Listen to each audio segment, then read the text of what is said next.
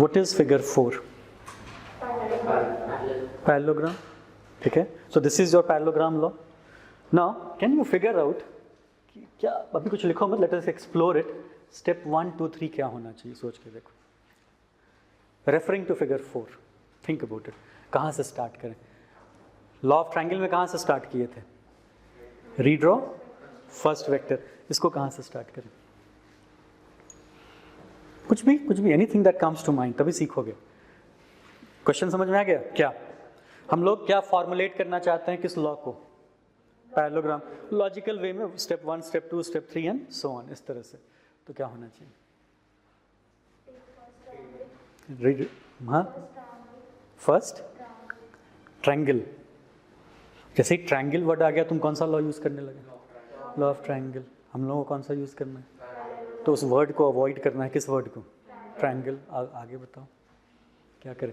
हमेशा किसी ना किसी, फिर से तुम चाहो तो वही फिगर 1 में जो दो वेक्टर था ए एंड बी, इसी को हम लोगों को figure 1, we want to add vector A plus and vector B.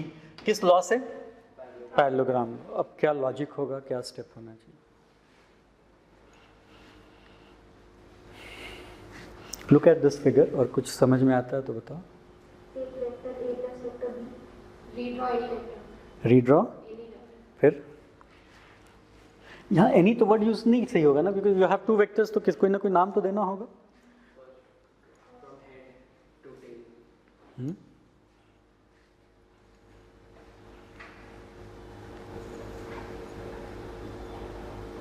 कुछ भी.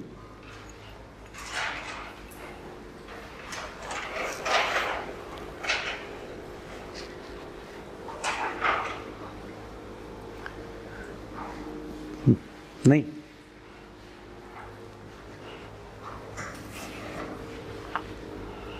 यहां देखो तो इस पॉइंट पे किसका किसका टेल है? ए का भी और ए का और बी का, दोनों का टेल है ना. तो स्टेप 1 ऐसा सोच सकते हैं, redraw both vector from same point. Step 1, redraw both the vectors from same point. Redraw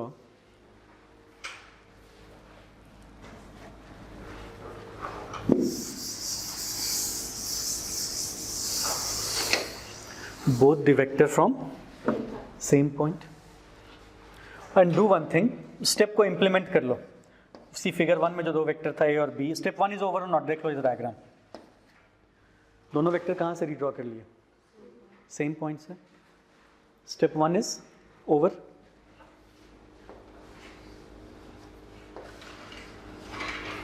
step 2, look at. अब कुछ समझ में आता है आगे क्या करें इसके बाद? From head.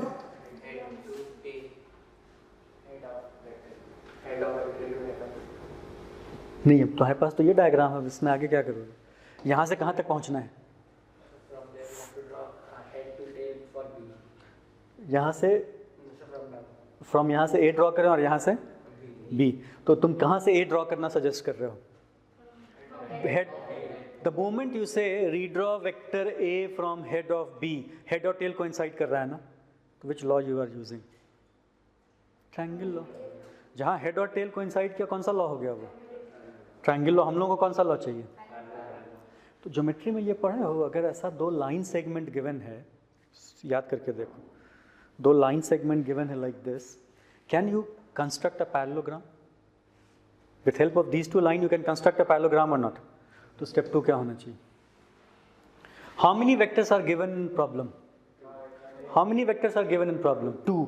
You have already redrawn both the vectors और नॉट. तो अब बाकी कहाँ से लॉ वेक्टर? वो तो नहीं होगा ना. तो नेक्स्ट क्या करें? रीड्रॉ करें या कंस्ट्रक्ट अ पैरेललोग्राम? लिखो step 2, construct a parallelogram. Meaning समझ में आ गया?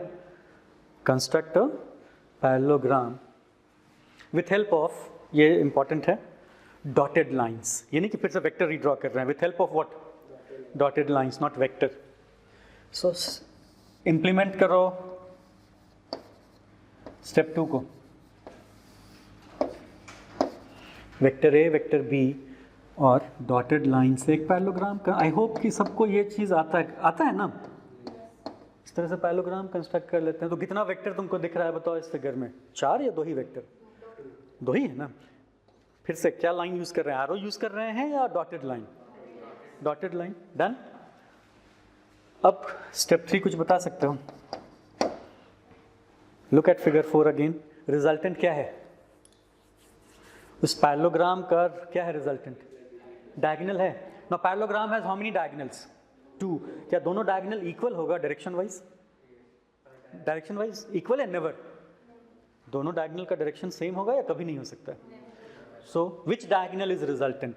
एनी वन या from where? From common tail. Which diagonal is resultant? From. So step 3 क्या लिखोगे? Resultant is what? Any side or diagonal? Right? Resultant is diagonal from common tail. Resultant is diagonal from common tail. अब draw कर लो diagram.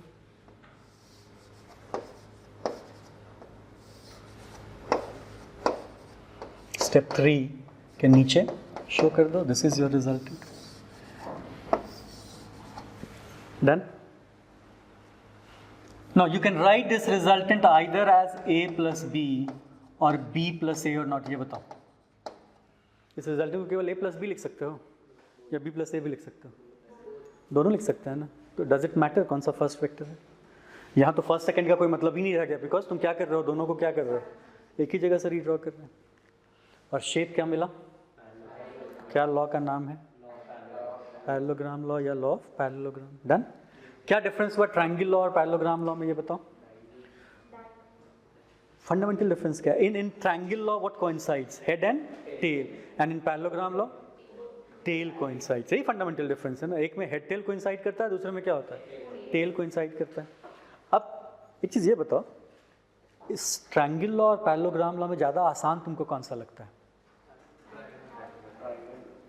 ना आसान और difficult वो एक relative choice है, it varies from person to person. Triangle law या parallelogram law, किसी को ट्रायंगल लॉ आसान लगता है, किसी को पैरेललोग्राम लॉ। ओपिनियन जो है वो डिफर करता है। बट एक चीज़ और हमको बताओ, क्या तुमको पैरेललोग्राम कुछ कोई फंडामेंटल लॉ लगता है या कॉन्सिक्वेंस ऑफ ट्रायंगल लॉ है? Consequence of triangle law. तो फंडामेंटल लॉ कौन सा है? Triangle law. Fundamental law is triangle law. But triangle हो या पैरेललोग्राम हो, how many vectors you can add at a time? 2। But क्या ऐसा है कि 2 ही वेक्टर हमको ऐड करना होगा फिजिक्स में? How many vectors? Any number of vectors. Now क्यों, कहाँ पे ऐसा सिचुएशन अराइज करेगा? क्यों? सबसे पहले क्यों हम लोग वेक्टर अलजेब्रा डिस्कस कर रहे हैं? Why we are starting our discussion in physics with vector? और ये जानना क्यों जरूरी है, हाउ वी ऐड वेक्टर, है ना। जैसे सेकेंड लॉ क्या जानते हो, न्यूटन सेकेंड लॉ, ये बताओ? Force is equal to mass into acceleration. जैसे मान लो ये चेयर है, ठीक है, this is at rest. Now if you exert force what will happen? Move. How many force can act on this chair? Only 2 या any number? Any number. Now if suppose 4 forces are acting on this chair, in what direction this chair will move? It will not move.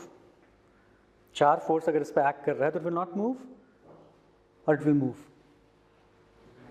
It will not move, sure. It depends कि force किस direction में act कर रहा है. You cannot say कि it will not move. किस direction में move करेगा? It will move in all 4 directions or in one direction. Either it will not move, ठीक है, मुझसे agree करेगा कि it will not move. लेकिन you cannot say for sure कि it will not move. Either it will not move or it will move in all 4 directions or तो वो one direction किससे decide होगा?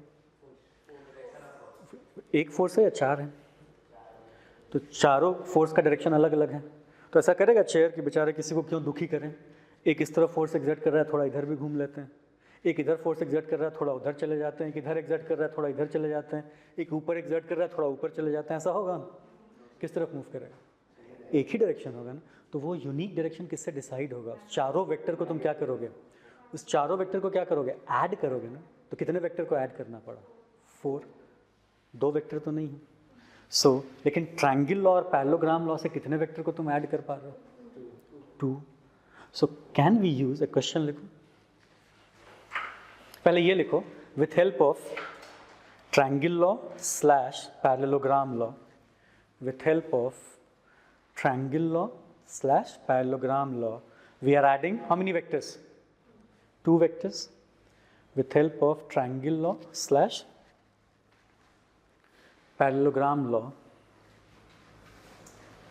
we add 2 vectors. ब्रैकेट में question mark कर दो। फिर एक और क्वेश्चन लिखो, is it possible to use these law, is it possible to use these law to add more than 2 vectors? Is it possible to use these laws to add more than 2 vectors? क्या लगता है? No. जैसे उसी question में एक और question है, suppose ऐसा वेक्टर गिवन है, vector a1, vector a2, vector a3, these 3 vectors are given. Draw this.